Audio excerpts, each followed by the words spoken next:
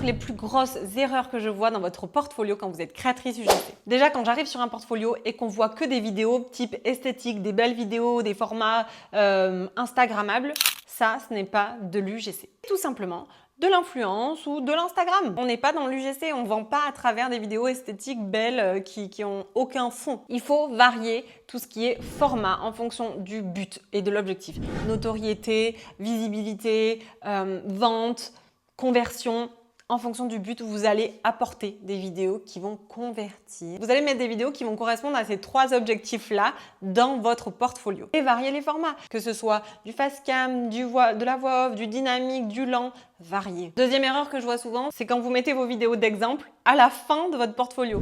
Genre une marque, elle n'a pas le temps. Donc déjà, quand elle va arriver sur votre portfolio, s'il faut mettre 6 pages avant de voir qu'est-ce que vous faites réellement comme travail, ça va pas fonctionner. Donc, ajoute ta page de garn, peut-être les marques avec qui tu as travaillé, une page de présentation et ensuite go les vidéos tout de suite. Et du coup, la troisième erreur qui va avec, c'est que de structurer vraiment tes pages pour apporter de la valeur et pour montrer à chaque fois le maximum de ce que tu peux apporter. Donc une section photo, une section vidéo, une section peut-être par niche où tu montres la marque, où tu montres le type d'objectif. Donc je rappelle conversion, visibilité, notoriété. La quatrième erreur, c'est de mettre ses tarifs dans votre portfolio.